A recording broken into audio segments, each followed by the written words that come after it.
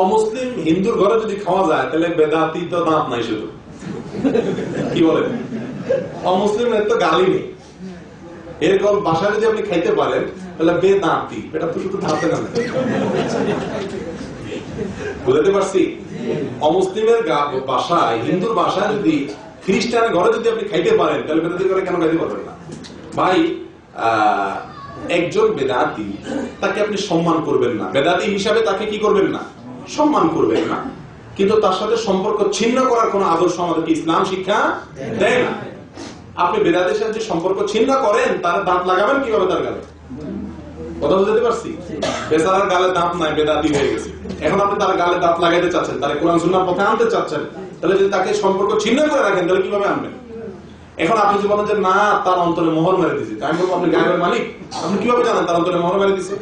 তার যে হেদায়েত কবুল হবে না আপনি কিভাবে জানেন? আমরা সবাই কাম করি না ভাই, যে না ওর হবে না, এই জন্য ওকে আমি ছেড়ে দিচ্ছি। কেন? আপনি কে জানেন, কে বলছে আপনাকে? শেষ মুহূর্তে যে হেদায়েত পাবে না সেটা আপনি কিভাবে নিশ্চিত হলেন? হতে পারে। এই জন্য আমাদের উচিত সবার সাথে সুন্দর আচরণ করা।